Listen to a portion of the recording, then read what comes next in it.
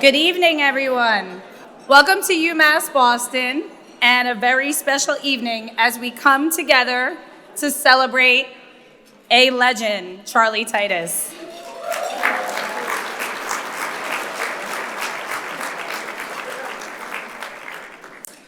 My name is Dr. Jacqueline Schuman, and I am the new Vice Chancellor and Director of Athletics and Recreation at UMass Boston.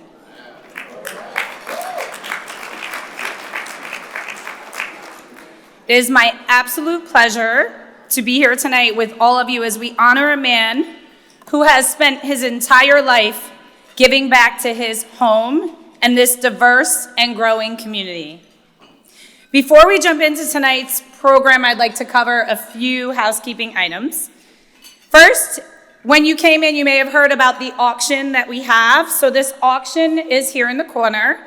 It is a foursome of golf with Charlie, so that means 3 plus Charlie, on Monday, October 23rd at the annual Athletics and Recreation Golf Tournament, which will take place at George Wright Golf Course in Hyde Park. That item includes New Balance golf shoes and custom golf balls. If you would still like to bid on this item, bidding will close 15 minutes before the event closes. We will then contact the winner of the foursome after the event. That item and all proceeds for tonight's event will go to the Paula Titus Scholarship Fund, which provides financial support to a graduate of the Boston Public Schools, Chelsea High School, and/or Taunton High School who are enrolled in the New Balance Sports Leadership and Administration program at UMass Boston.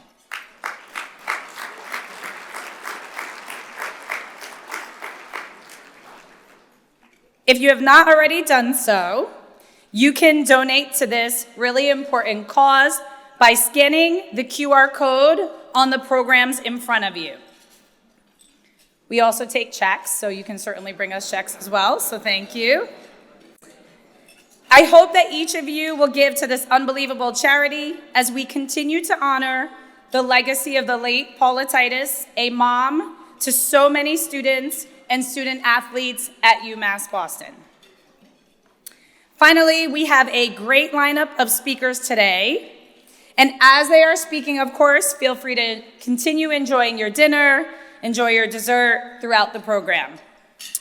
Before we get into tonight's program, I'd like to say a few words about Charlie. When I arrived on this beautiful campus, it took little time to learn of the name and legacy of Charlie Titus, a man who has lifted so many to new heights throughout his career. Standing here today, I'm reminded of the first time I met Charlie in person shortly after I assumed this role. We went to Venetia Restaurant in Dorchester. If you know Charlie, you might know he likes Venetia. And we sat for what I believe was 3, maybe 4 hours or so, talking about this role, UMass Boston, questions I had, and some things that I had observed in my short time here. Over the next few months, Charlie and I met on a monthly basis. I remember thanking him for taking so much time to meet me, and him saying something to the effect of the time being just as valuable to him as it was to me, which told me something really valuable and really powerful about the care that Charlie has for UMass Boston. My understanding of that care was deepened in a future meeting when he said that he felt that he could now rest a bit because he felt that the program was in good hands. So, thank you for that, Charlie.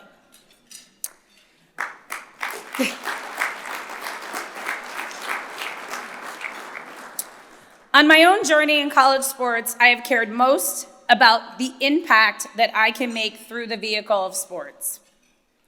I've told people that when I interviewed at UMass Boston, it was the first interview and role that I took in my career where I didn't feel I had to ask permission to continue to do the work I do, utilizing sports as a platform to advance the most important issues in our society, inclusive of those focused on social justice.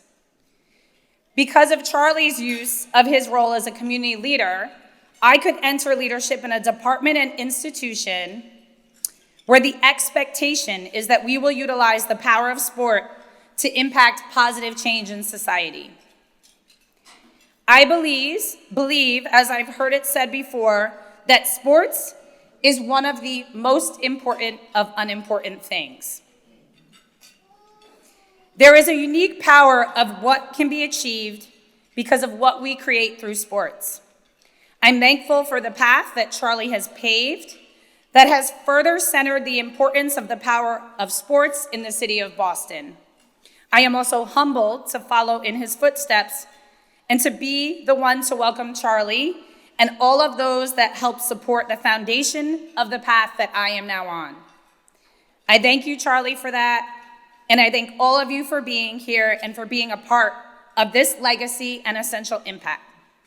I hope that each of you enjoy this evening as we honor the legacy of a man, coach, mentor, community leader, husband, grandfather, and father to so many people. Thank you again for coming tonight.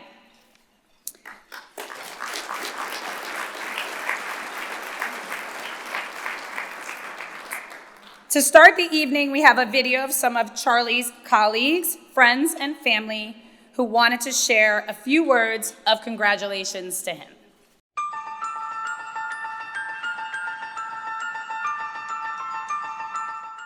I have met Charlie Titus many, many years ago when he was a young man here in Roxbury growing up. And I can say that he has done a wonderful job in regards to him becoming a husband, a father, and a community activist. And when I say community activist, I'm talking in regards to the young men and women in this community who look up to Charlie for the example that he has shown.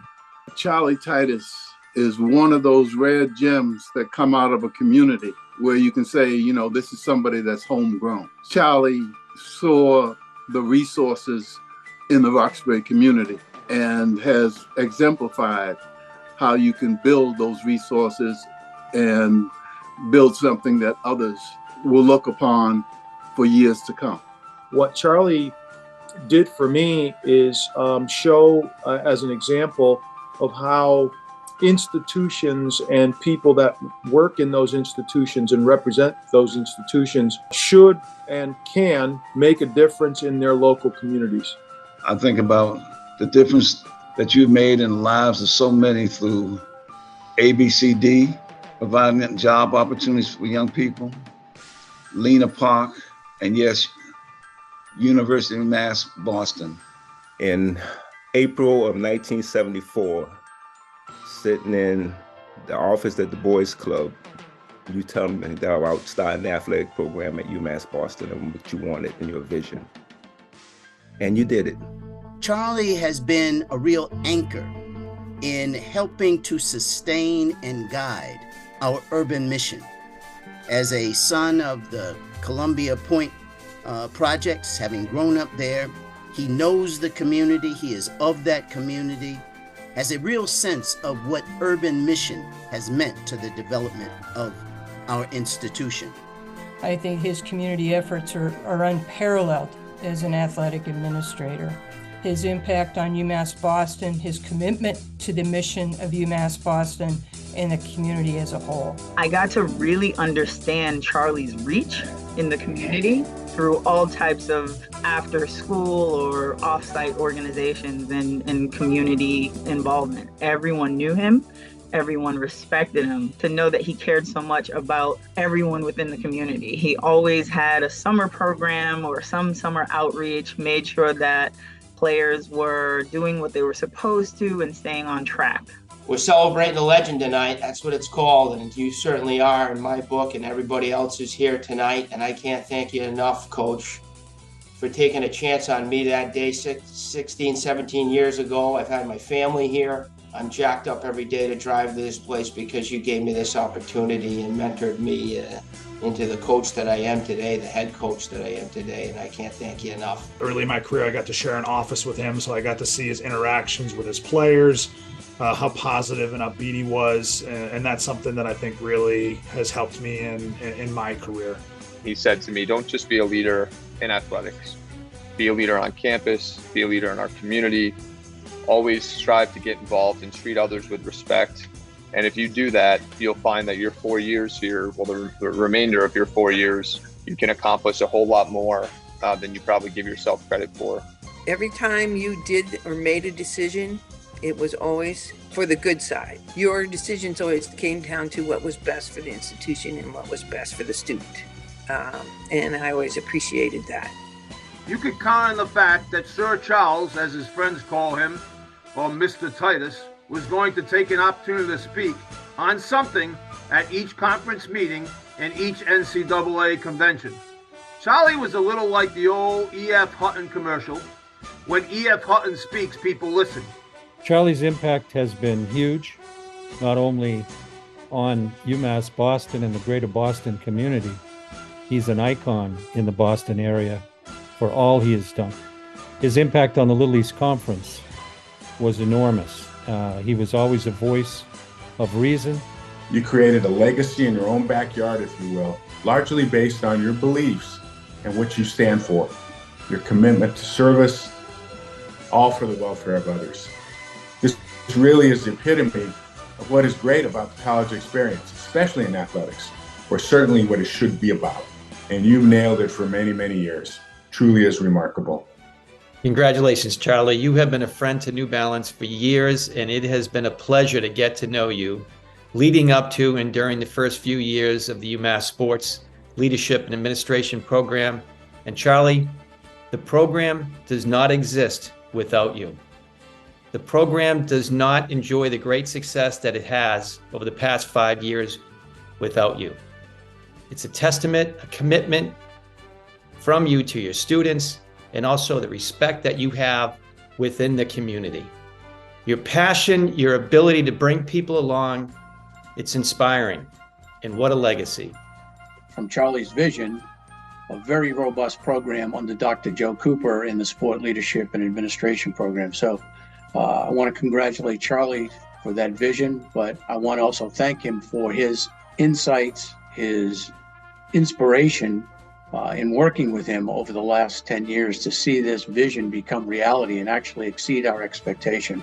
I'm so happy we got to create our UMass Boston Sports Leadership Administration program together. It was your vision with Keith, and we made it happen, and now look at it. Look at all the young people whose lives you're affecting. But he's a wonderful person, a great husband, a loving father, and a grandfather, which he is very, very proud of his little granddaughter. I remember Uncle Mike talking about gold in those hills of Roxbury. Charlie, you one of those gold nuggets. One thing about my dad that I actually love, honor, and try to carry with me is his service, his dedication to give back to his community. I'm just honored to be your daughter. It's like really, really, really big shoes to fill, but you know, you have instilled so many morals and values on me that I just hope to do half of what you have done for our city and our community. So again, congratulations, Dad. I love you so much. I know Mom is looking down, smiling, and yes, have a great evening. Charlie, congratulations. Congratulations, Charlie. Congratulations, Charlie. Congratulations on your retirement. Charlie, congratulations on your retirement. Congratulations, Charlie. All the best on your retirement. Hey, Charlie, congratulations again on your retirement. And congratulations on your retirement, Charlie. Charlie, I wish you congratulations on a great career. Congratulations, Charlie. Congratulations, Coach. Hey, Charlie, congratulations, my friend. So happy for you. Congratulations, Charlie. Congratulations, Charlie. Congratulations, Charlie. Congratulations, Coach Titus. Charlie, congratulations on your retirement, man. Congratulations, Charlie. Congratulations, Dad, and I wish you the best on your retirement. That means it's more time for you to take me around the world so we could travel.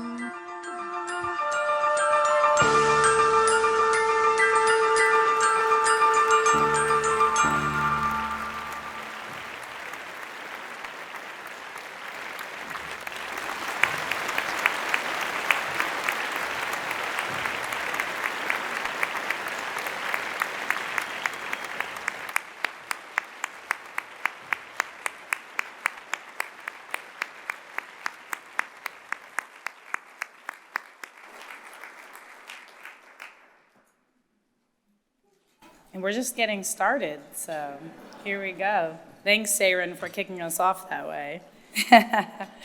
I'm so pleased to have so many of Charlie's colleagues and friends here this evening to speak to his impact on our campus and city. And I'd first like to welcome and invite up our Chancellor Suarez Orozco to the podium to begin the program.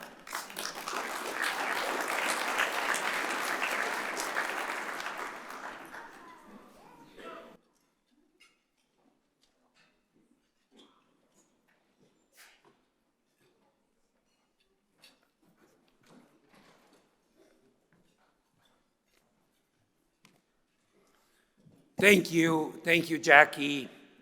What a lovely tribute to a very, very special beacon. Good evening. I am so happy. It is such a privilege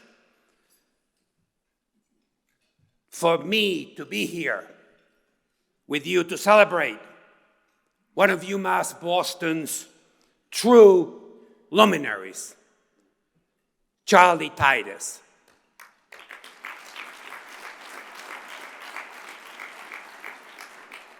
In a city and region where sports legends are revered over generations, Charlie Titus stands tall. On Charlie's watch, UMass Boston earned 6 NCAA Division III track and field national championships. So 150 student athletes earned All-America honors in 12 sports and sent teams to the College World Series, the Frozen Four, and the Volleyball Elite Eight.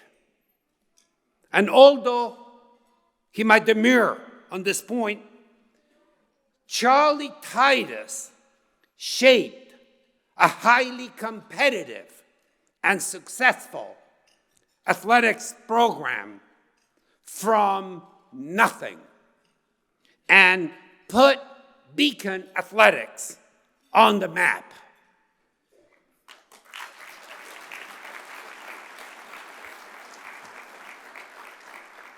As I was leaving UCLA, the great Dan Guerrero told me, there's one person you need to meet, Marcelo, Charlie Titus.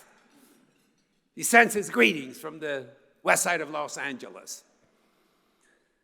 Indeed, in an interview with the Dorchester Reporter a few years ago, Charlie Titus said, quote, "Part of leadership to me is learning about people and giving them the space to do what they do and facilitating their success.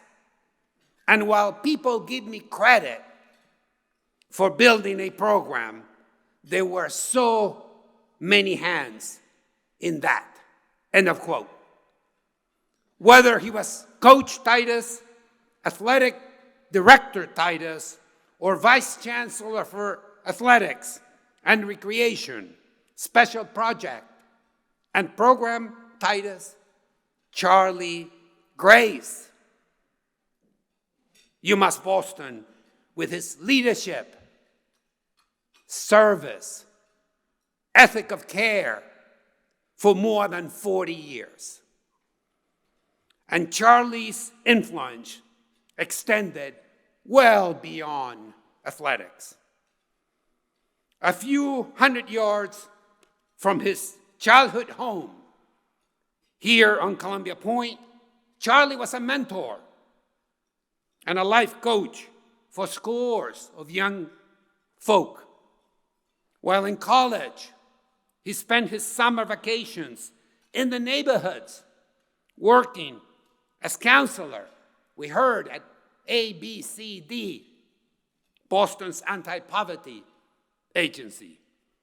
Charlie recognized the importance of connecting youth to opportunities. He saw that sports could be an essential pathway to success in life. At home, but also in places like Benin or Senegal, where he linked basketball with training in technology, cultural heritage, health, through his youth, education, and sports with Africa program. Among Charlie's enduring gifts to us is his advocacy for young people to serve their communities. Indeed, the mission of Charlie's Family Foundation tells us everything we need to know about him. Quote, nurture the youth of today while lighting the pathways for the leaders of tomorrow. End of quote. That says it all. Charlie, your service to UMass Boston and to your city has been transformational. In the pantheon of New England sports legend, he is truly, truly a luminary. Thank you, Charlie, for everything. Thank you. Muchas, muchas gracias.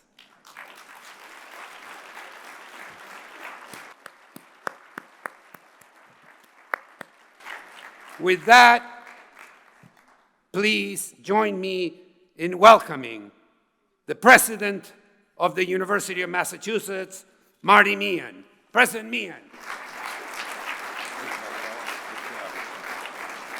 Thank you, Marcelo, and I'm very pleased to be here today with all of you.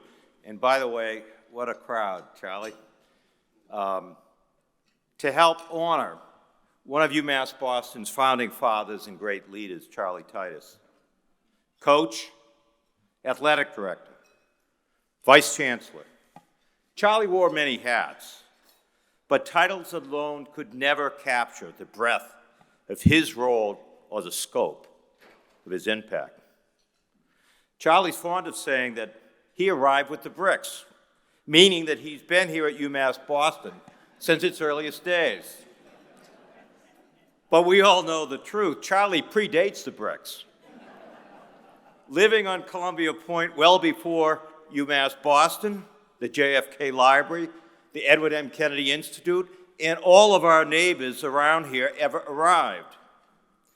You know, it's interesting. The former Columbia Point housing project where young Charlie Titus lived is often described as an experiment that failed to live up to its goal of being a pathway to opportunity and better lives.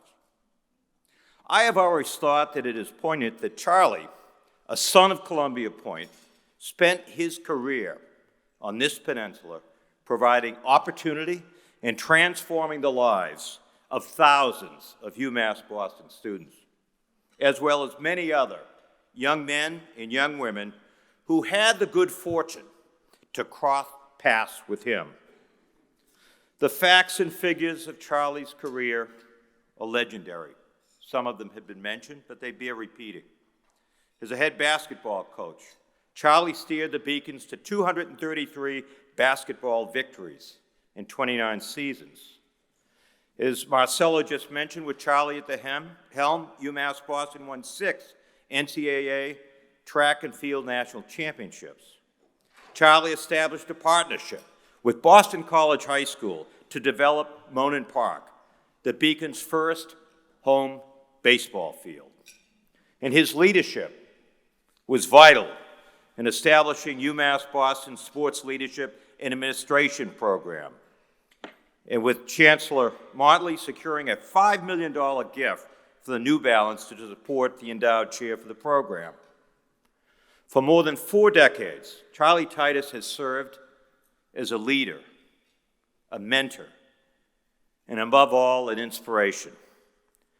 Generations of young people from neighborhoods all over Boston found their way to sports and recreation because Charlie understood the importance of building bridges and building partnerships. Throughout Charlie's life, Charlie has known that the most important wins aren't necessarily the ones that go into the record books, but rather are found in the number of lives transformed, elevated, and saved. Thank you, Charlie Titus, for being a dedicated visionary, to your great commitment to this urban public research university, to your vision of a better Boston, a Boston that creates opportunities not for some, but to everyone. You have truly made a difference, and I congratulate you. You have made us so proud. Thank you, Charlie.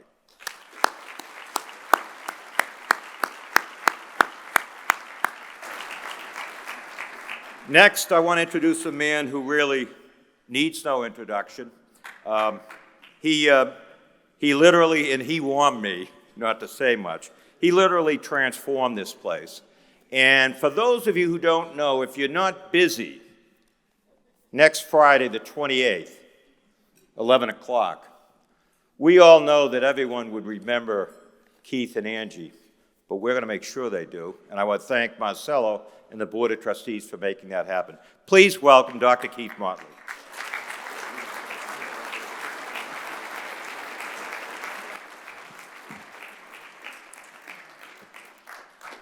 Thank you, President Meehan.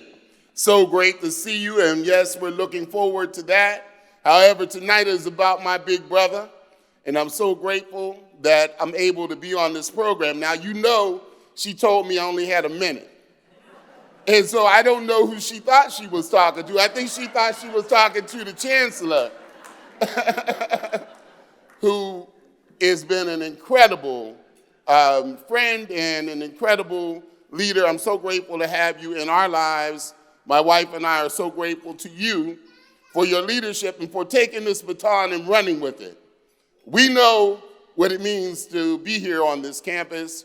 This campus is filled with love. Good evening, family. How are you all doing? It's so great to see you. Oh my goodness, I've missed you. You know, you all been hiding somewhere. I've been here on campus. I don't know where you've been, but it's been amazing just to see the transformation of this incredible space. And it's all because of you and because of our brother. So they're all coming up talking about all these accolades about this and that and basketball and all that kind of stuff. So I'll let them have that angle. I'm going to get into mine in a minute, but it would be I was not taught to come up here on this microphone without first greeting all the elders in this room who had something to do with all of us in our development. Thank you all for that, but also to everyone who had something to do with putting together tonight. Thank you so much for that. And to these two gentlemen, who one you're going to hear speak a little bit later. Dr. Tubbs is going to speak, but also my man, Dr. Charlie Desmond. Without those two, there would be none of us leading this institution. And so grateful. We love you. We can't tell you that enough. Charlie, I'm sorry. I know it's about you tonight. So now let's get into you. I thank the Creator for the blessing of having a man like this wonderful human being that we're celebrating tonight. A man times like this demands. A man with a strong mind, a man with a great heart, true faith, and ready hands. You can't ask Charlie, if you want Charlie to do something, he'll do it.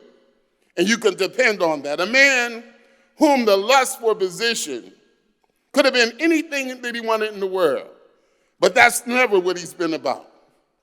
A man who just because you call him vice chancellor doesn't change, because he understands that it's more than just about what they call you.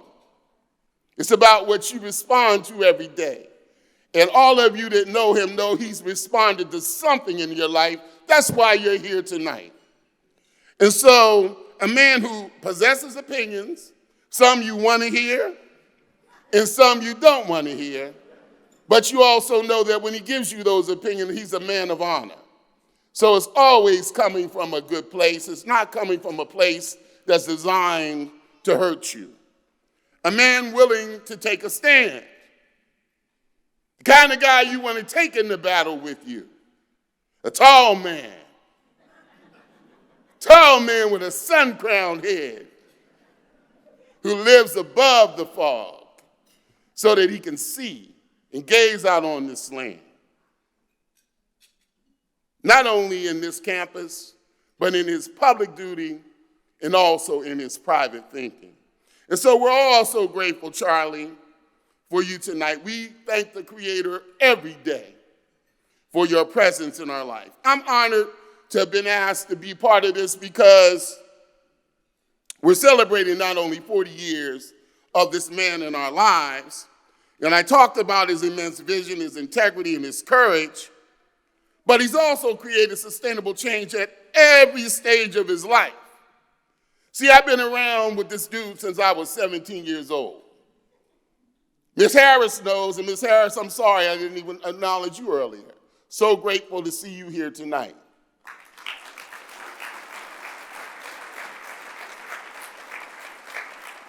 You know, I came here to Boston, I had my own ego stuff going. I was over at a place called Northeastern University. I couldn't even say that since 2003. I haven't been able to say Northeastern in a public setting. But that's where I was. And I kept hearing about some guy named Charlie. This dude who went to St. Michael's College. I said, what? Where's that? Vermont. Then I met him and he opened up his mouth. I had never heard a person who looked like me talk like that. I thought it was just Coach Calhoun and everybody else that talked. And I met this guy and I knew he was from Boston and very, very proud of it. Now, it wasn't just basketball related folks that kept on telling me I got to meet this dude named Charlie. It was all these ancestors, Ellen Jackson and Ruth Batson and John D. O'Brien and a roll call, Mel King now, who's an ancestor, Senator Owens and Bowling and this one and that one, Sag Sanders. All of these people, you got to meet this dude named Charlie. Of course, when you tell a youngster that, first thing I did was I ran from meeting him. I didn't want to meet this guy. Why do I need to know Charlie?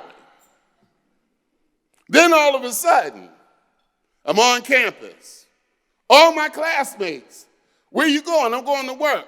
Who you work for? Some dude named Charlie. Charlie had jobs. Up at Lena Park, I'm like, what? And I messed this up. Finally, I graduated. And now people are moving up on Fort Hill. Who you living next to? Charlie. I'm like, are you kidding me? So I began my higher education career, and I said, well, let's divide the city up, Charlie. You can have UMass Boston. I'm going to take Northeastern and the rest of the town. Then it happened. I called myself sneaking into Filene's basement because I had a dude down there who got my suits for me, and I thought I was the only tall guy in town that he got suits for. And his name was Conrad. Owned a lot of apartments down on Tremont Street and Columbus Avenue and all that.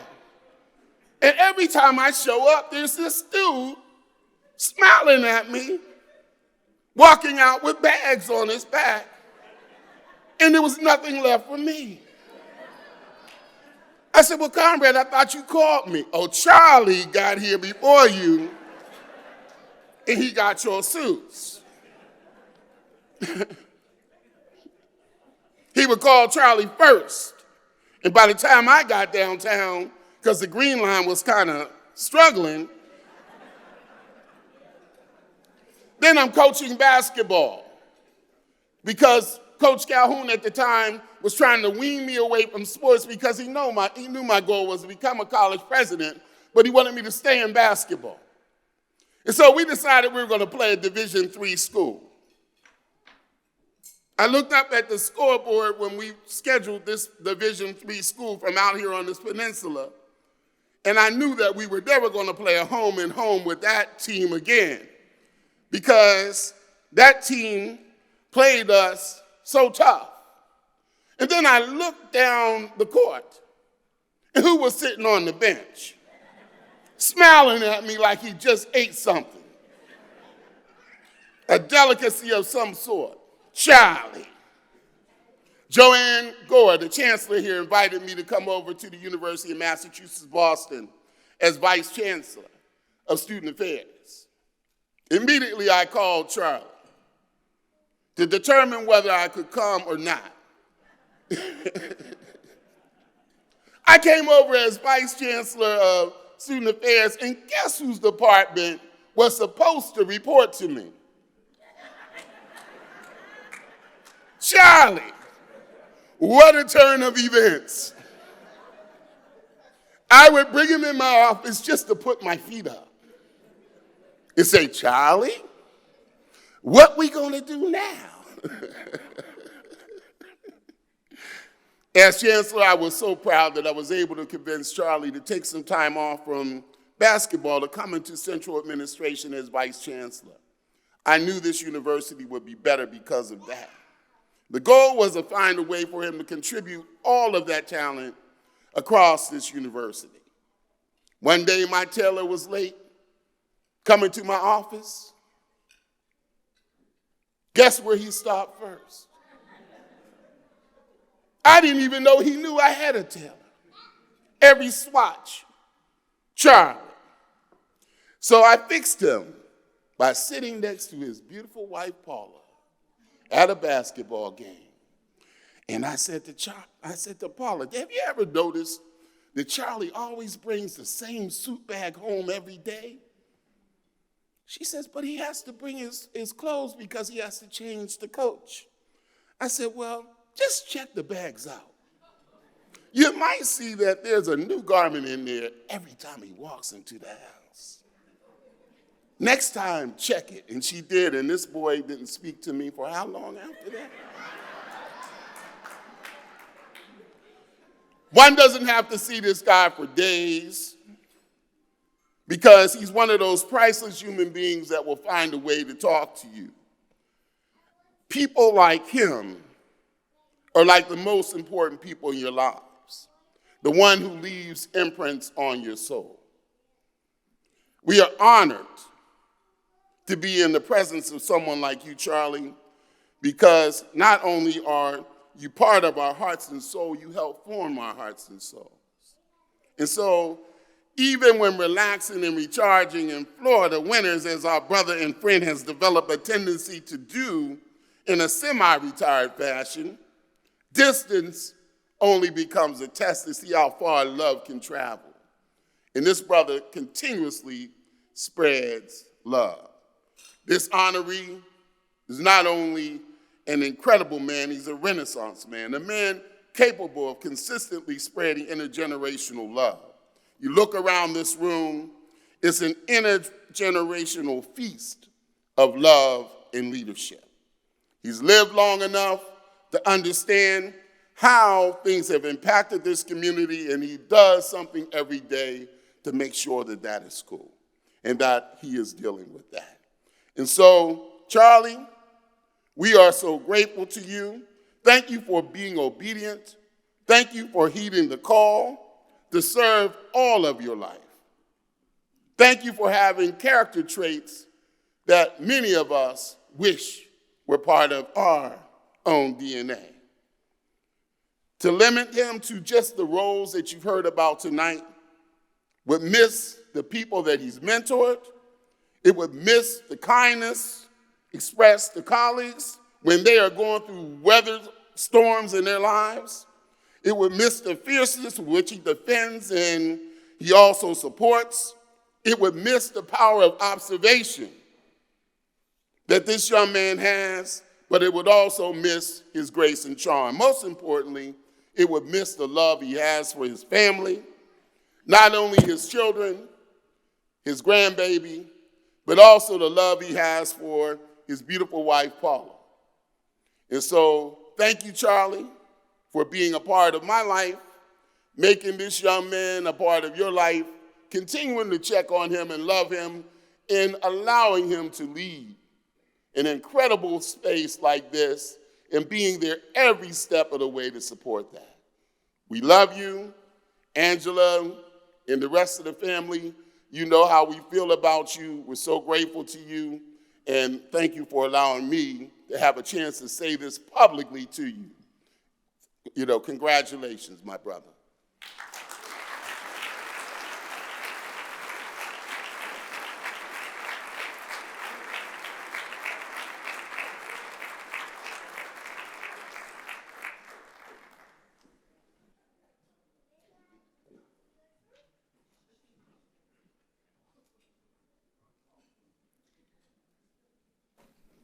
Dr. Motley, I'm pretty sure I said 3 to 4 minutes, not 1 minute.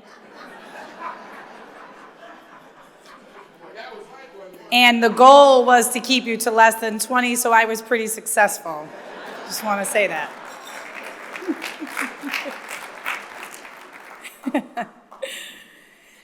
At this time, I'd like to introduce a group of individuals who have played such a huge part in Charlie's life. First up is Levester Tubbs, former Vice Chancellor of Student Affairs at UMass Boston and the one who hired Charlie to not only serve as the university's first basketball coach, but as the university's first Director of Athletics and Recreation. Levester Tubbs, we'd love to hear from you.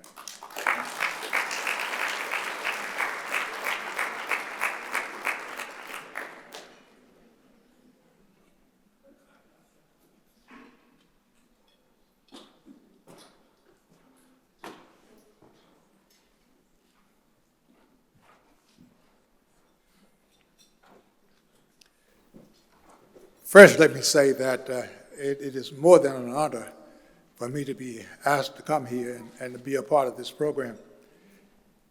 There was come January, some 50 years ago, I was a part of the administration that stood outside the administration building at the first buses rolled in to bring students to this campus.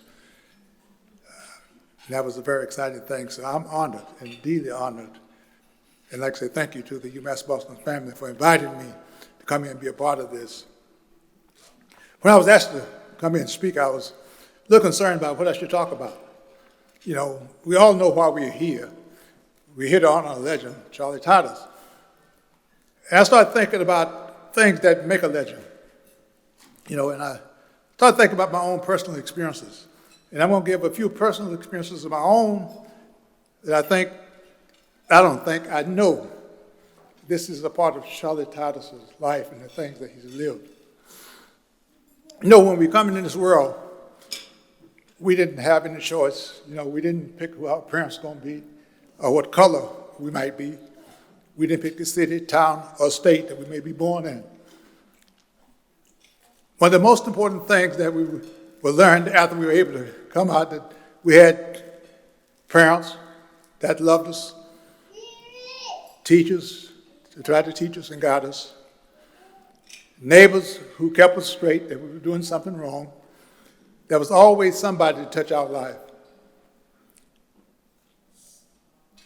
A few personal experiences that I want to give, and these are my experiences, and I know right now you can translate it to Charlie. When I was dean at the Lake University, Missouri, there was a young lady who worked with the State Department, just finished high school. She came out to the university and said, you know, I don't like where I'm working and I want to come out to the university and work. And I invited her out. I gave her a job in my office.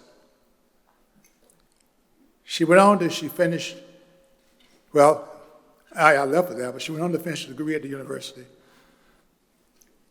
And at my retirement some 14, 15 years ago, I received an email from her saying, thank you.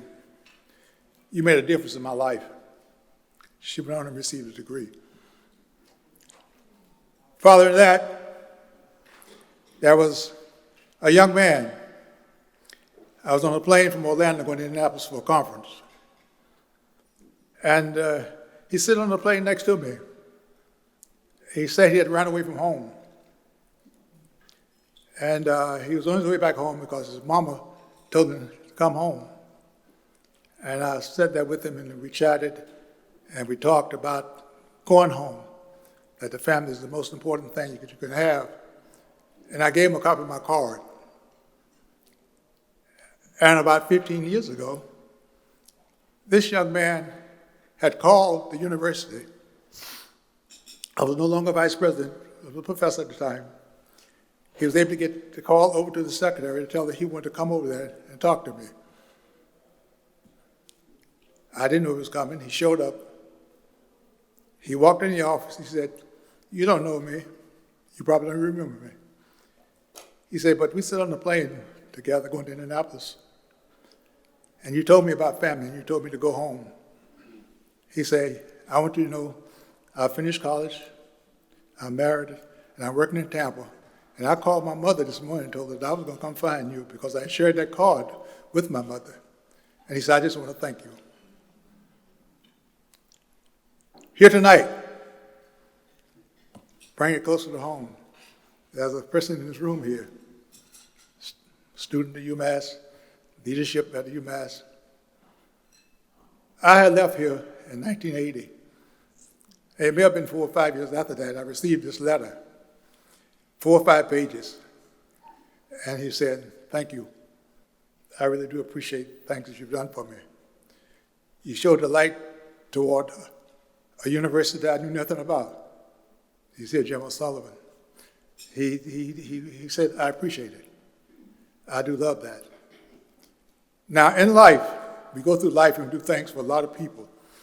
You know, I think about service. And I've been involved in service for a number of years. And when I think about John F. Kennedy creating the Peace Corps, he could not create the Peace Corps because he wanted to bring America to people around the world to solve problems. I think about George Herbert Walker Bush, who created the Points of Lights Foundation and the Corporation for National Services because he wanted to bring service to people here at home.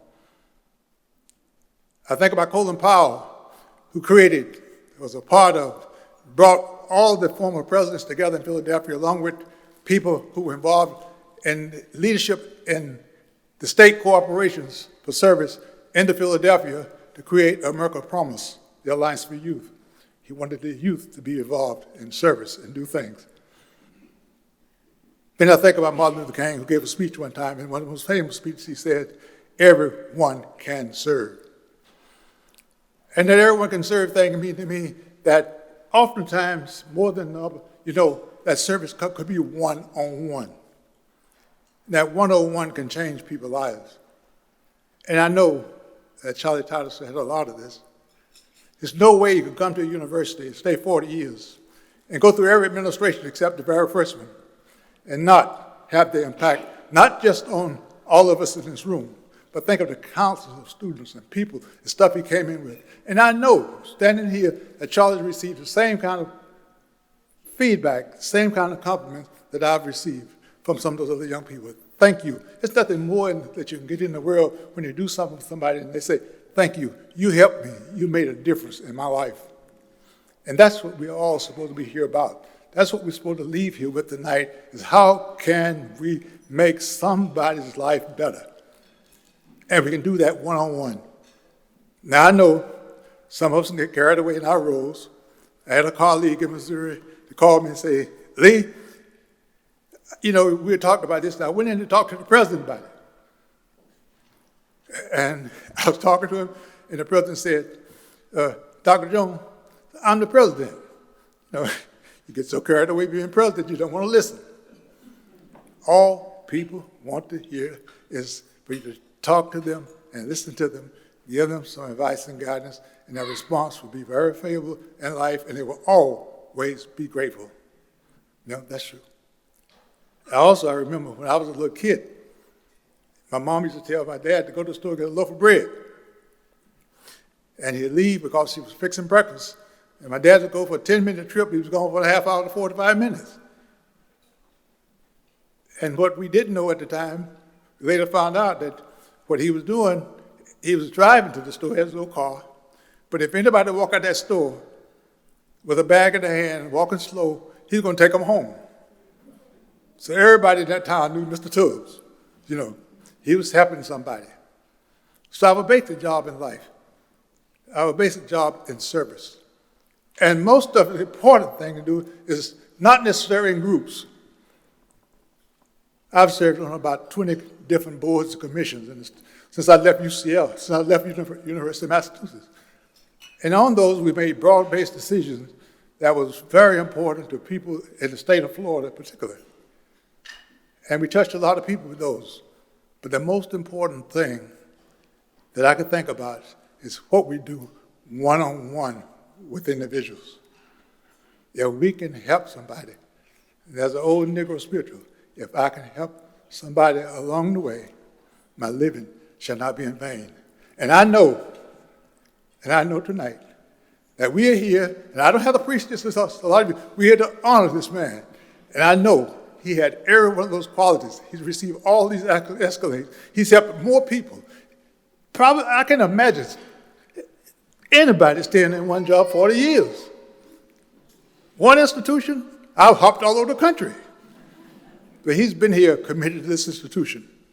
And I can imagine the number of people, not necessarily group-wise, we know how you deal with those, but how you deal with them one-on-one and the response you get.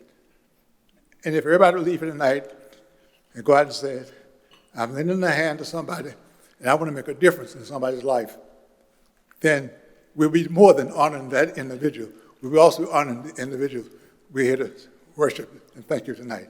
Thank you, Charlie. You're great. We appreciate it.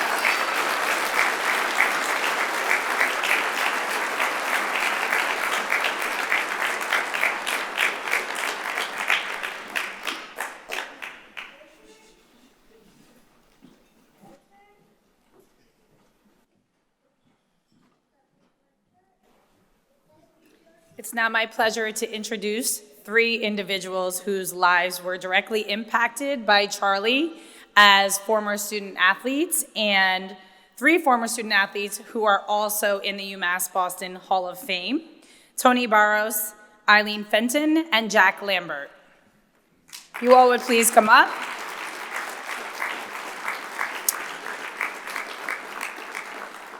So Tony Barros remains one of the greatest players in men's basketball history and was a 2018 UMass Boston Athletics Hall of Fame inductee. Eileen Fenton is just one of 3 players in UMass Boston Athletics history to have her number retired and is a member of the UMass Boston Athletics Hall of Fame. And Jack Lambert was a Hall of Fame 3-sport student athlete at UMass Boston and has been one of the Beacon's biggest supporters since graduating from the Harbor campus.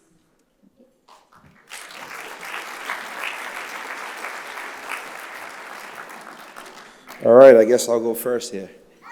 I stand up here humbled and honored to be able to speak in front of all of you, to honor such an amazing individual. I had the honor of playing for Charlie for 3.5 years, and they were all successful years. We was able to capture the university's first Little East championship in school history. At the age of 38, I'm able to brag that I'm in 3 Hall of Fames, and they were all under the direction of Charlie.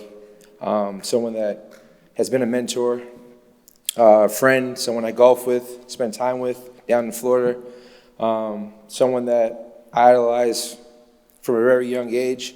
Believe it or not, Coach, I was coming down and watching games when I was young and never imagined that I'll be at UMass playing basketball.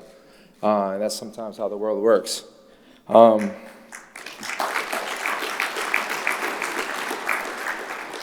So when I got the call to come speak, I said, wow, 3 athletes. This guy's been here for 85 years, and guess I'm top 3. So that's an honor in itself. AJ's here with us. AJ was actually my teammate at UMass. And as hard as he was on me, he was harder on AJ. But a lot of guys didn't understand Charlie growing up. And my teammates, some guys didn't get it. And I didn't get it at times. And I learned that Charlie, at the end of the day, didn't care about winning sometimes. And as I got older, I realized there was a life and there's a game that was bigger than the game. And Charlie wanted us all to be better men and better individuals. And thank you for that, Charlie. Thank you for never allowing me to cut corners.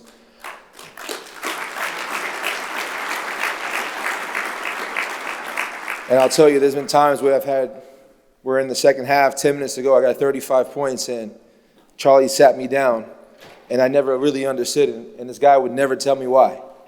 And there's been many instances like that, and I realized later on that, it wasn't about winning sometimes, and as much as I know he wanted to win, he was trying to get that across and make sure we understood that life is bigger than the game of basketball.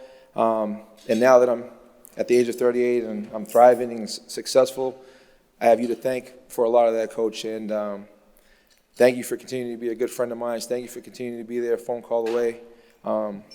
You were a very pivotal person in my life when I was in college. You were a father figure. You were someone that I can count on. You and Paula would have me over. And I think you didn't realize how much and how important you were at the time. But you were more of a father figure than a coach at the time. And it was a very pivotal point in my life. So I'm here to thank you for that. And you are an amazing individual, a kind-hearted person, a selfless person, a person that no one has anything bad to say about, and you're someone that nobody can say they don't know you, and that speaks volumes. And I thrive every day to be successful as you and being able to be in a room and be honored the way you're being honored, and that speaks volumes.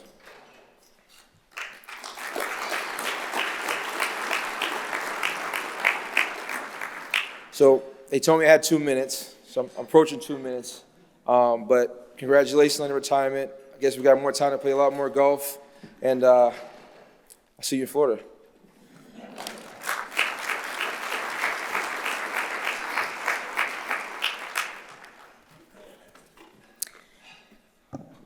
Good evening, everyone. My name is Eileen Fenton, and I'm a proud graduate of the UMass Boston class of 1991.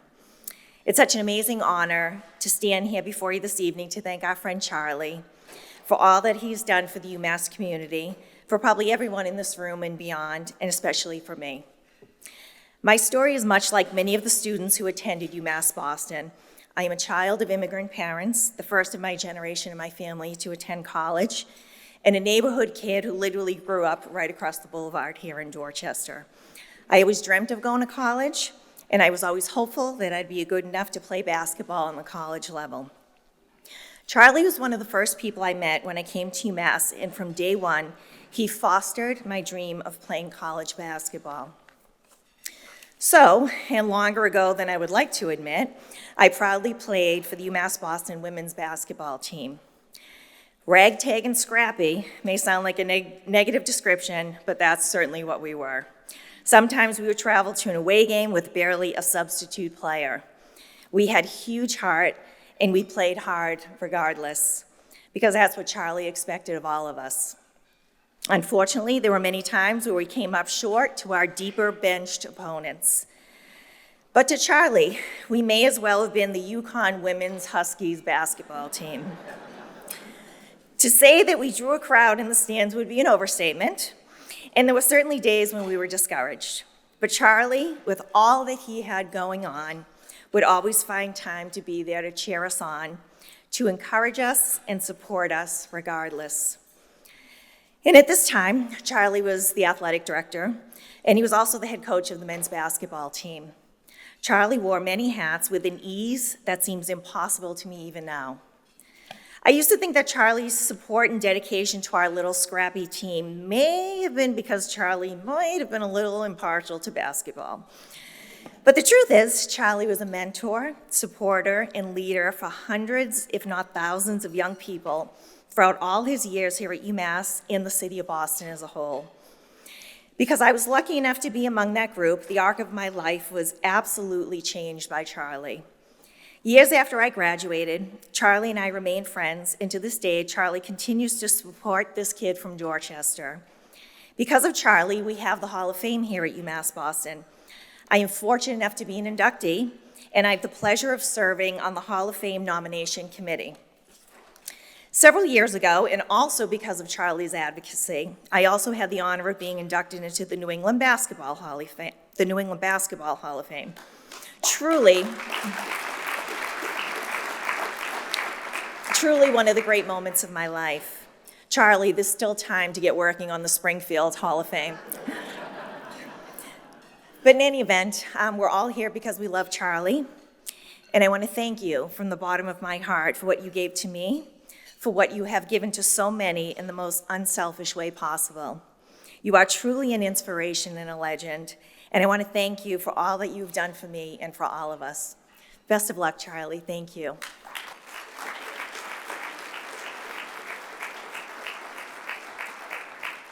You said I had 30 seconds? Is that what it was?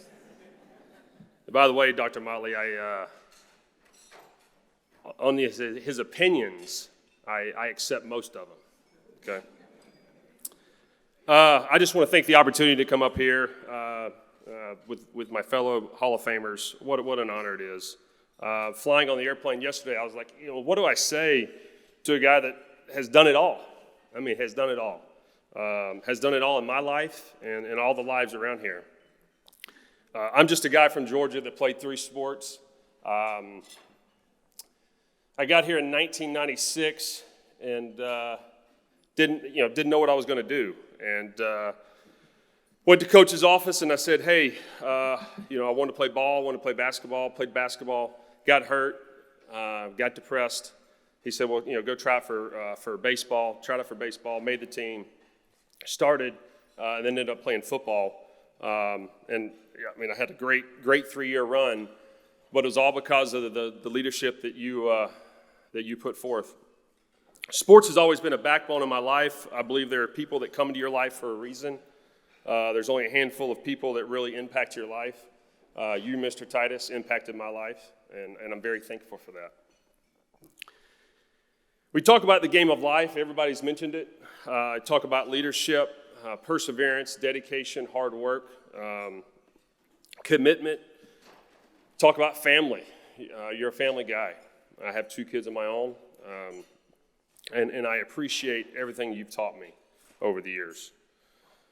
But when I think of UMass Boston, I can't help but think of your name, Charlie.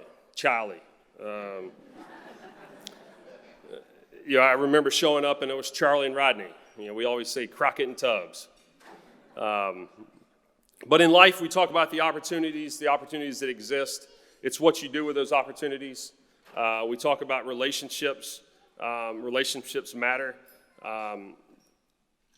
Very, very fortunate to call you a friend for the last 27 years. I didn't like playing for you sometimes. But we got through it, and going through this whole life and trying to navigate it and be successful, it's always been a phone call to you to ask for advice, and I appreciate all the advice you've given me.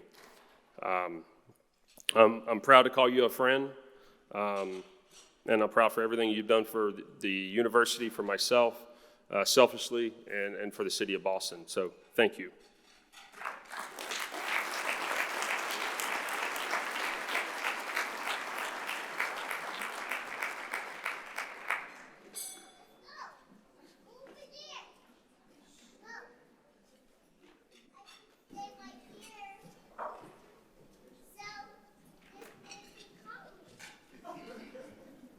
I now realize one of the downsides of my job is giving people time parameters for speaking up here.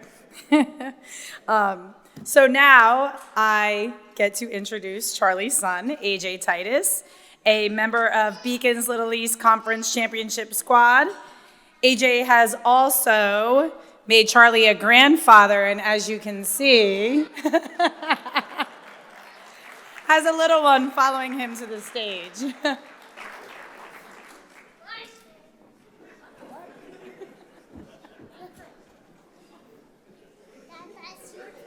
It's my turn.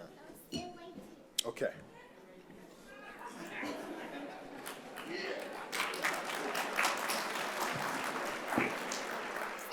I will. So I told a few people she was going to steal the show tonight, and there you go. Wow. Look at this, Pop. Huh? Something, right? Yeah, come on.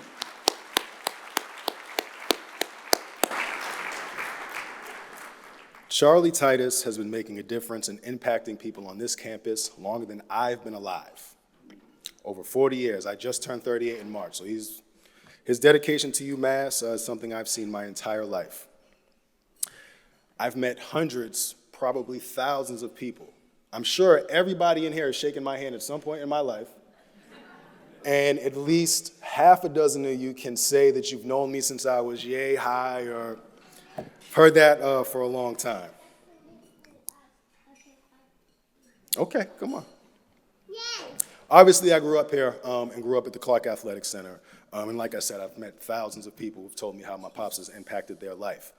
And you know, when I was young, it made me feel prideful and I was happy. I'd like, look up at him and have this mile-wide grin, and he'd smile back at me. And you know, as I started to get older, that changed a little bit for me, especially when I got to high school, right? You start, your father did this for me, your father did that for me, and by the time you're 15, you're like, yeah, he's great. I've heard it. Yeah, he's a great guy, right? But around that time, you know, my pops and I had some tough times in high school. That was probably when our relationship was most strained. And it's interesting when I think about the things that people have told me about him and how he's impacted their life. You know, during that time when I was in high school, I think you felt like some of the things you were trying to teach me really hadn't sunken in yet. And despite the back and forth and the relationship and how strained it was at the time, the things that you were trying to teach me, Pop, those seeds were planted long before then, man. Because I spent my whole life watching your dedication and your service here, right? Like,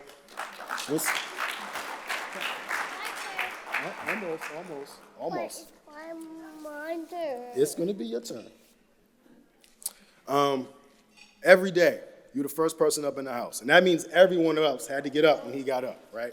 So he's walking out the door, banging on my door, have a good day, scaring the hell out of me before I'm even, it's like 7:30 in the morning.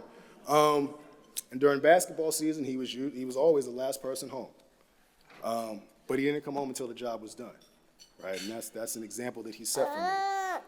We're gonna speak. Even on the weekends, like Sundays, he'd go in the office, I gotta get some stuff done. But he comes down, he's like in a jacket and tie and like, at least a blazer, and I'm like, yo, no one's gonna be there. Why are you? That was crazy to me when I was young. But you know, at this point in my life as an adult, with a career of my own, with a family of my own, it wasn't just about the jacket and tie for him. It was about setting an example. It was about a standard. It was about adhering to that standard regardless of the circumstances. It was about finding a purpose.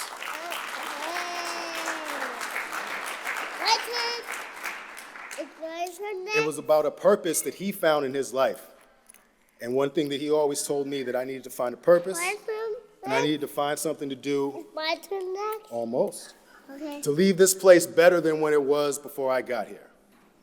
So when I think about all the people that I've met in my lifetime, it's clear that his impact has done that here and beyond this university. But outside of that, Pop, it had an impact on me. Watching what you did here every day, regardless of whether I listened, I always saw what you did, and I observed. So, congratulations. You should be honored. Before I wrap up, and Jackie, by the way, I told you I would be the only person to stick to the timeline. I did tell you that during the prep, right? My turn. You want to say congratulations? Congratulations.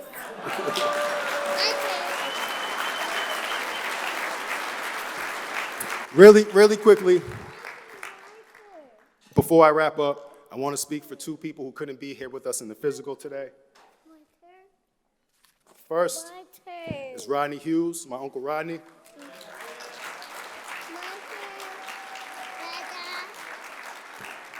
My Uncle Rodney was here for maybe 35 of your 40 years, right by your side.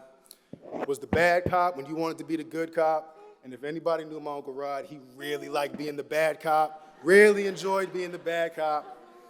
I used to do a really good impression of him. I won't do it because it's not for public consumption. But I want to say it. Say it. Hey. But he's here with us tonight, Pop. He's proud of you. And if he could say something, he would probably ask why it took so long, and he would say it in a colorful way, but we're not going to do that here tonight. The other person I want to speak for is my mom. Pop, you know she was your biggest supporter, your loudest cheering section, your loudest advocate. She's with me every day. She's with you every day. She's in here tonight. If she was here in the physical, she'd be on her second package of tissues for sure because she'd be so overwhelmed with pride. But like I said, she's here tonight. She's looking up, looking down, I should say, and smiling because she's proud of you, Pop. We love you. Congratulations. Say it one more time. Congratulations.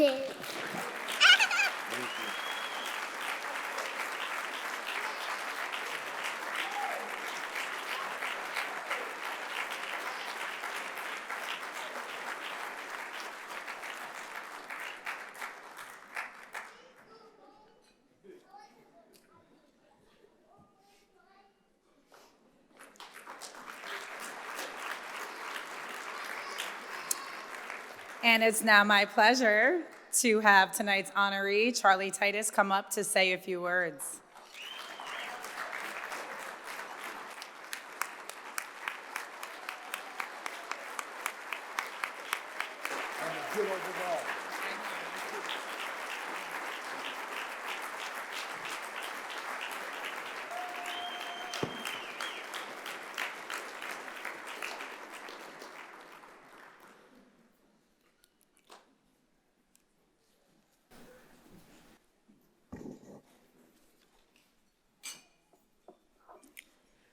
Chancellor, thank you.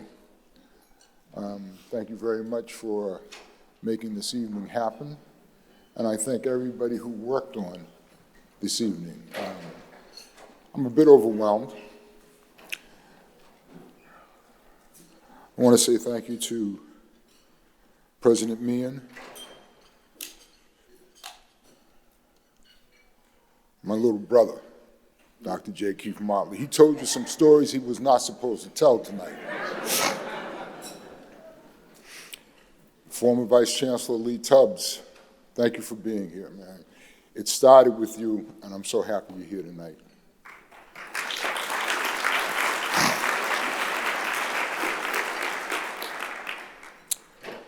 Tony Barrows. Let me tell you something about Tony Barrows. Tony Barrows could play basketball.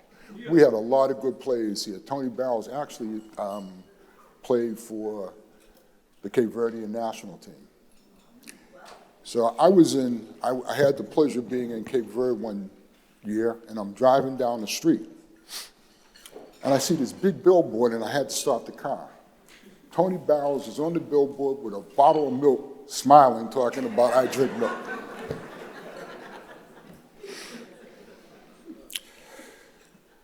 Jack, thank you, Jack. Jack is probably, in my mind, one of the most complete student athletes we had here at UMass Boston. He played three sports and played them well. He was a quarterback of the football team. Yes, we used to have football. He was a quarterback of the football team. He captained the basketball team. And he was a star baseball player and an outstanding student. Thank you for being here. Jack came here from California today. Thank you, Jack.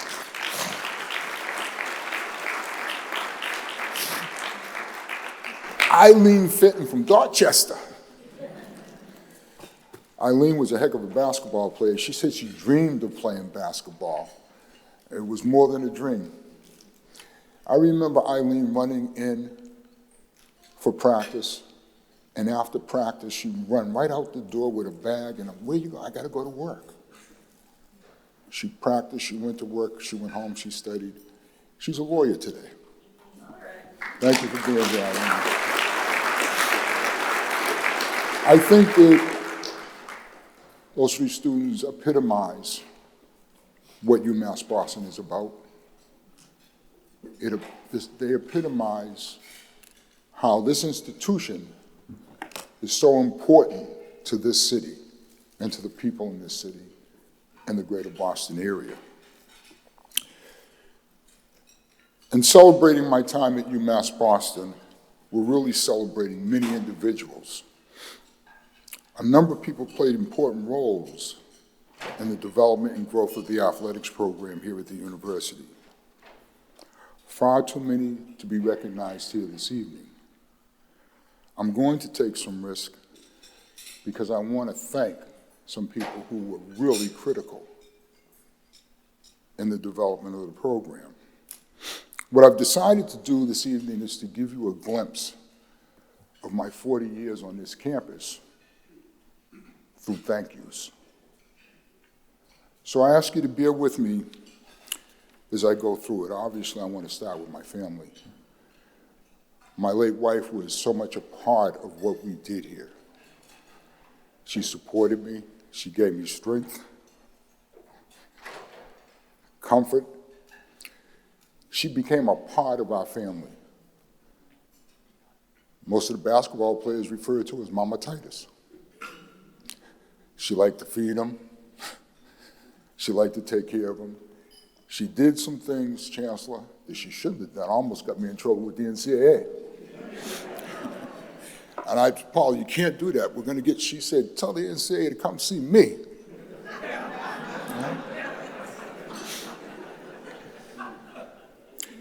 You know, I didn't get a time limit tonight. Thank you very much, Jackie. Early in my career, when I would go out to a speaking engagement and Paula would be with me and we'd finish and she'd say, I think you spoke too long. You got to cut that back. So, okay. Then she got to the point where she said, I want to check your remarks before you give them. Yeah. And it ended up with, when I went to speak, as I got up, she would lean over and say, I want you to remember the 3 B's. Be good, be quick, then be gone. Well, I don't remember the 3 B's tonight, Jackie. This is my night, and I'm going to talk.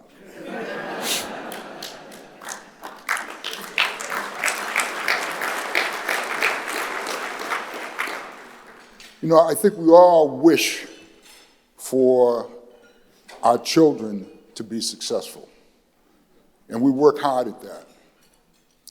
I want to thank both Andre and Seren for their support. While I spent all my time here, a lot of my time here, they were here with me. They were here physically, or they were here mentally, spiritually. They both went to summer programs on the campus. They both became students here. One of the great thrills in my coaching life was coaching that 206 team. It was a great team, and watching them play, watching us win a championship, and Andre being named the most valuable player of the conference playoffs. Couldn't ask for any more as a father. It was a thrill.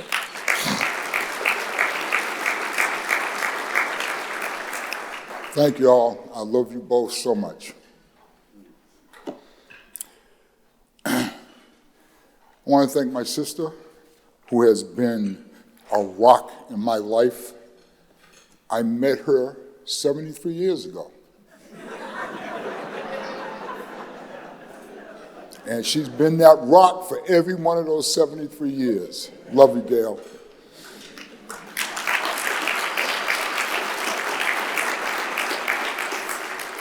My sister cousin, Linda Weaver. Linda is the youngest of our family, but she always tried to be the oldest. I brought her along. She's okay now. Love you, Linda. I want to thank a number of colleagues. Lee, I want to start with you. You opened the door for me here in 1974. When you hired me, you took a chance on a young 24-year-old with no experience. You mentored me right through my early years here. I just don't know how to say thank you. You know?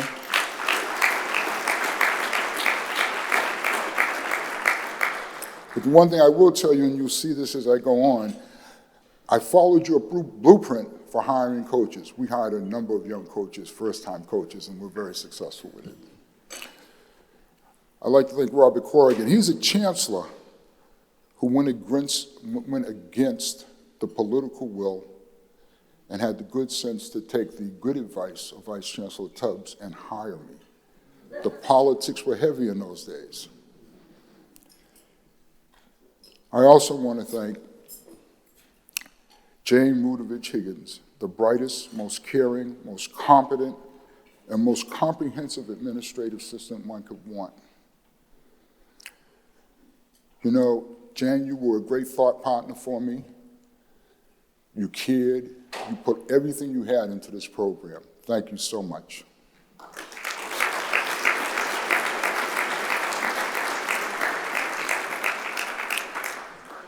You heard from Dr. Motley. My life changed professionally when Dr. Motley came to this campus. I was actually pretty pleased as the athletic director and basketball coach, minding my own business, doing what I do. And here comes Keith Motley, and he says, it's over. It's over. He said, these people don't know you like I know you. You are now going to be a vice chancellor, and you're going to work.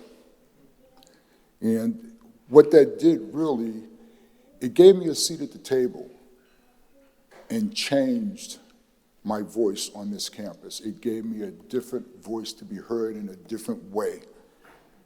It's different being a vice chancellor as opposed to being a basketball coach, an athletic director, and academia. Thank you, Keith. Appreciate it.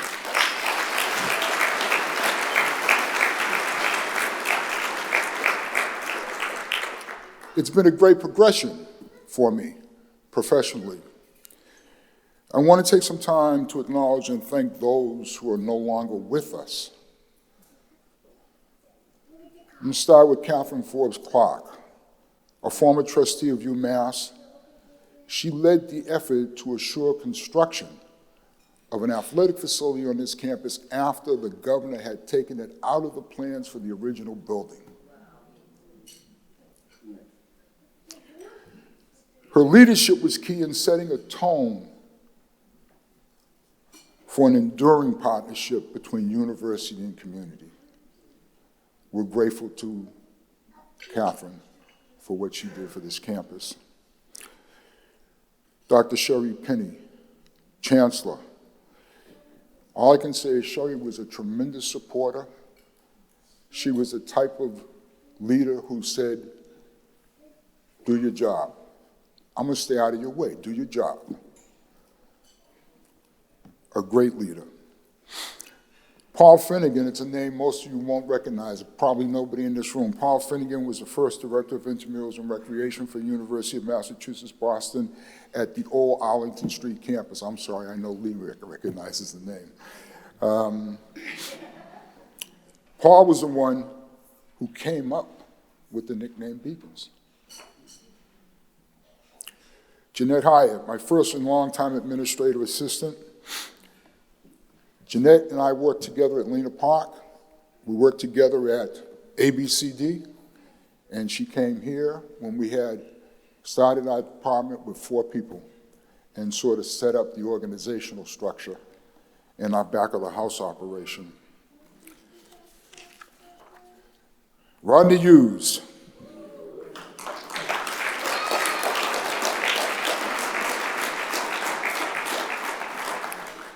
You know, when you're working in a high-powered situation, you always have to have, or you're best at your best when you have someone who has your back, so to speak. Someone who you can depend on through thick and thin.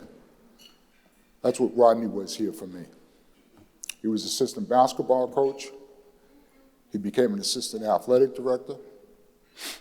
He was the bad cop. I could be the good cop. He made a difference in our ability to move this forward. He also, I think, I got to tell you a quick story about Rodney. Rodney we would sit in the office and talk about cuts on the basketball team after tryouts and everything. And Rodney was very strong about who we should keep and who we shouldn't keep, and pretty much I listened to him. About 5 years ago, I ran into a player who said, "You cut me from the basketball team. You didn't let me play basketball at UMass Boston." I said, "Well, I remember you." He said, "Well, Coach Hughes told me he tried to save me. He told you not to cut me." I said, that was Rodney.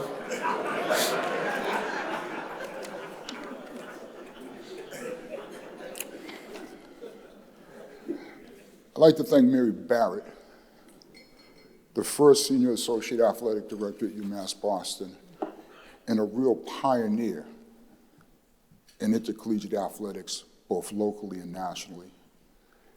She was the first woman and the only Division III member to sit on the NCAA's Management Council when all divisions were eligible to sit on it. She was a true leader and a pioneer. Mark Hamilton, the first recreational sailing director who laid the foundation for what is now the UMB Waterfront Program.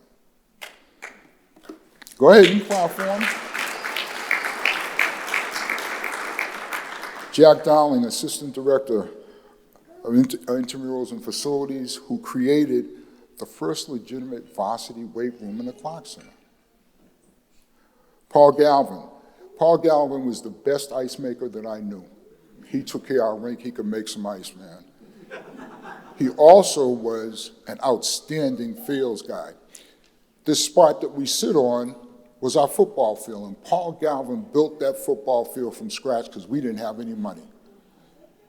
He got 6 student interns, 6 student workers, and we came out here and built a field. Appreciate Paul so much. Terry Butler, Assistant Director of Athletics for Facilities, who developed a long-term maintenance plan to assure the Clark facilities upkeep.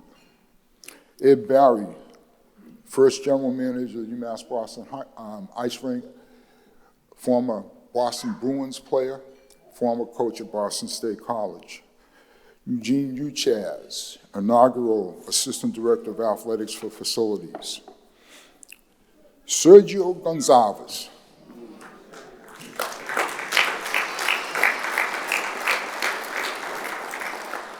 Sergio was the model student intern who became the staff member that got stuff done. Everybody loves Sergio, and he got stuff done for us. Professor Max Schleifer. Max, out of psychology, was the first and longtime faculty chair of the university's athletic committee. He was critical in establishing academic policies and protocols for our scholar athletes. Bill Moore, former commissioner of the Little East, a special man and a great mentor for me. I pray that all of these people are resting in peace and thank them for their impact and their work here at UMass Boston.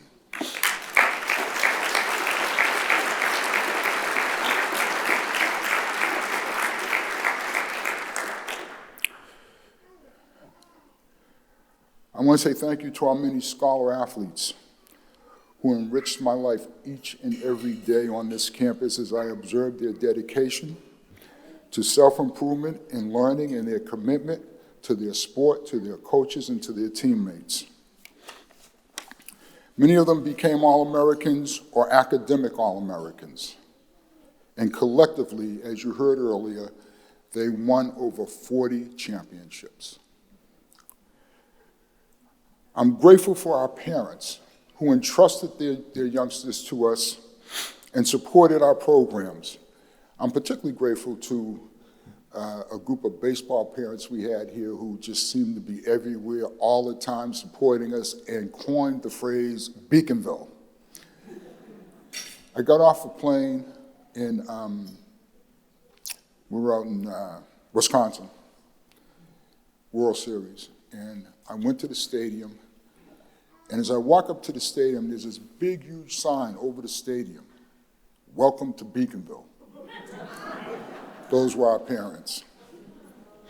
I thank my NCAA colleagues, particularly those from the historically black universities, the ADs there who mentored me early. When I went to meetings, there were very few ADs who looked like me. All of them just about were from HBCUs.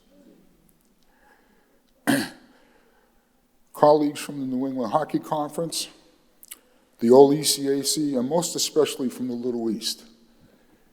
The Little East was a very, very good conference with wonderful individuals.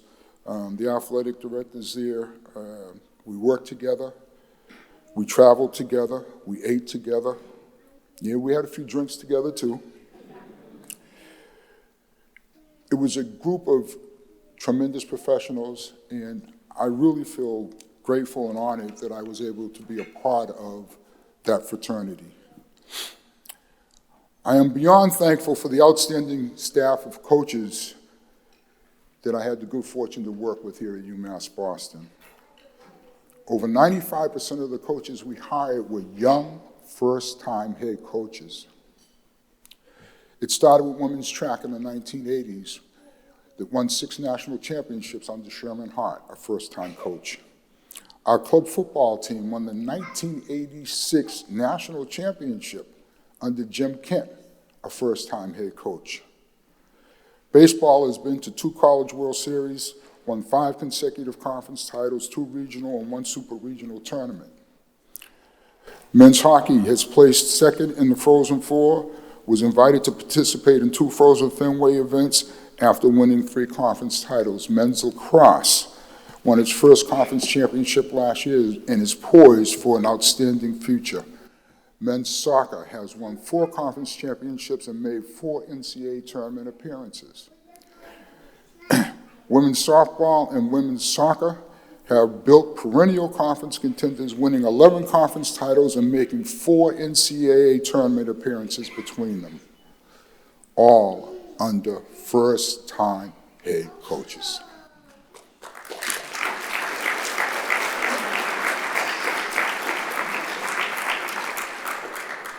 Women's volleyball was one of the most dominant teams in the Northeast under veteran coach Terry Condon for several years. They won 10 conference championships, appearing in 4 regional championships, winning 3 and advancing to 3 NCAA national championship tournaments. Out of our 18 teams, 13 have won at least 1 championship, and many have won multiples. And as I said earlier, over 40 championships won by Beacon teams. The coaches that are here tonight, please stand up. Please stand up.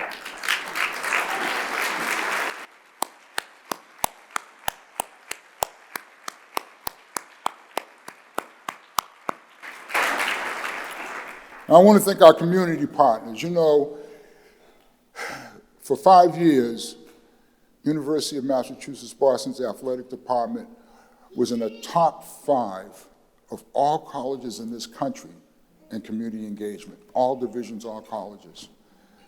That's a testament to our student athletes, to our coaches, and to our community partners. Our community partners have been providing internships, summer employment, mentoring, fan support, attendance at events, helping with fundraising for our scholar athletes, and just surrounding our community with care.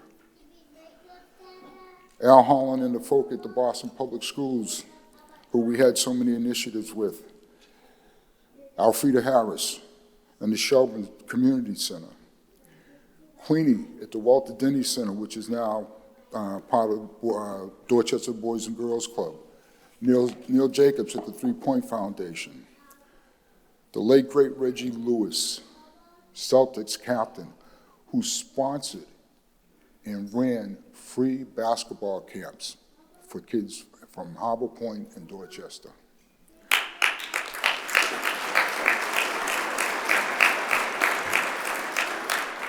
Dana Barrows and his outstanding staff who operated summer basketball camps in Clark. Stu Lane and the Boston Celtics, who brought the NBA Summer League to our campus for 5 years and gave Boston sports fans summer entertainment for 2 weeks each year, brought youngsters to the campus to see NBA-level players who probably would not have a chance to go to the Garden to see them, all for free. Don Wright, the late Don Wright, McDonald's franchise owner, for supporting our programs and bringing the high school McDonald's All-American game to Boston and hosting the slam dunk contest in the Clark Center. Allison and Jimmy and the foundation to be named later. Dick Kelly and the Boston State crew, who enriched athletics by providing additional texture and support for our teams. Those were the guys from Boston State, the athletes from Boston State, who became a part of our family through our Hall of Fame. The NCAA for funding the Neighborhood Youth Sports Program, which we ran for the city of Boston on this campus for many years by Rodney Hughes, serving over 300 youngsters every summer.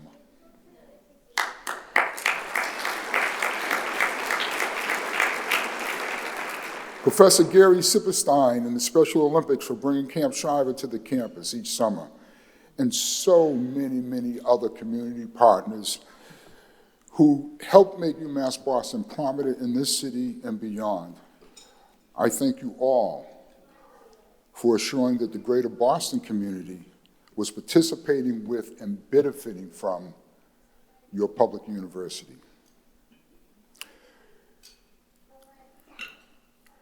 I'm proud of what we accomplished together, and I have wonderful memories to carry with me.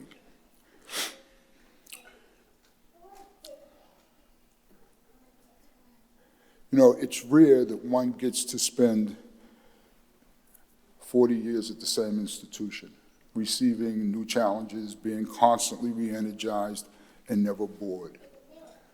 That has been my life here on this campus. Do I miss it? I miss the interaction with students.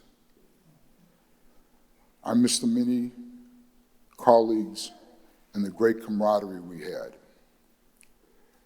I miss the intellectual challenges found on a university campus. I'm grateful for my career. As I look back over the years, I believe I did the best I could to be a good person, to be a good employee, and a good leader, to be a solid role model. And I tried my best to give voice to those who most needed to be heard. I want to leave my colleagues with some advice. The original mission of this university matters as much today as it did when it was conceived. What you do matters. How you do it matters. You hold the key to the future for so many who may not be able to open the doors of success without access to this great institution of higher education.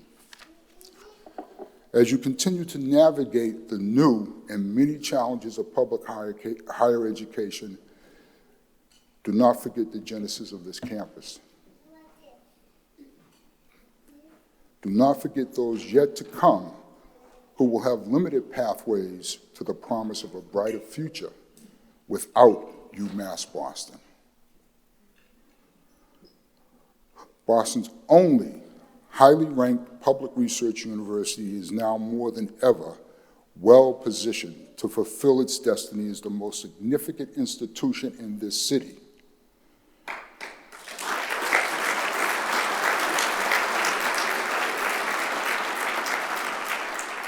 But that will only happen by hard work, good deeds, and intentional actions that foster inclusiveness for all, not idle words.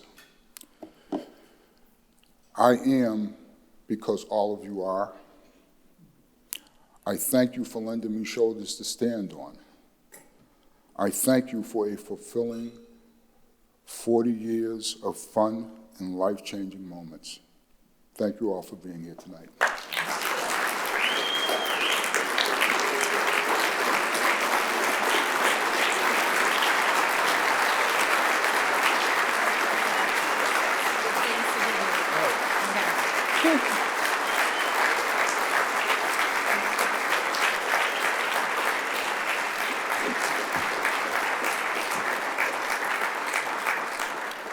Okay, so we have some items to give you. So first, we want to give you this in recognition of your years of service. We recognize 40 years of service for your 40 years as a basketball coach and your full-time service as a director of athletics, and then ultimately vice chancellor, of course, even though he served the institution longer than 40 years. So here you go.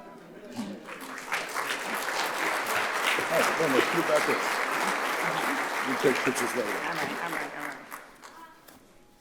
Now I'd like to invite up Joe Van Buskirk, who has something to give to you on behalf of New Balance. Thank you. So I've known Charlie for over 20 years, and it's been an honor to know this man. I've been very lucky to know many people in the city, and this man ranks up there as number one. Charlie, take a look around, because this is your true wealth right here. The people you have touched, it has truly been amazing. And on behalf of New Balance, we want to present him with an iconic pair of 990s. Now, you know you've made it when you get your name embroidered on the shoes. So on each tongue, it says Charlie Titus in gold, and there's a reason why we picked the color of gold, because you, my friend, truly are gold. Thank you so much, Charlie.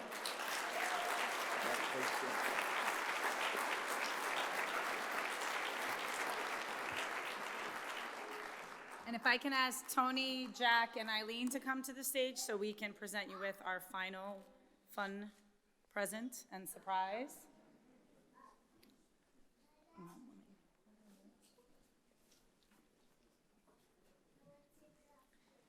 So Charlie, what we will be doing, and they will be presenting this to you so you can see what it looks like. You guys can unfold it. Is retiring the number 40 in your name in the rafters in our gymnasium, and here is the banner to represent that. Okay, big dog.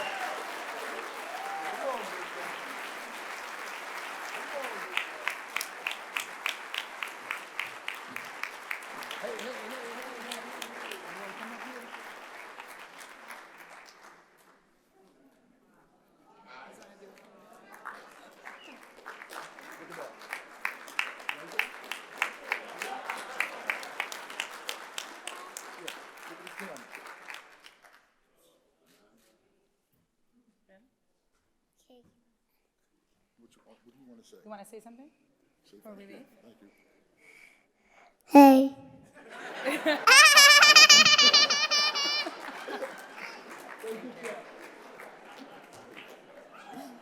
So this does conclude our program.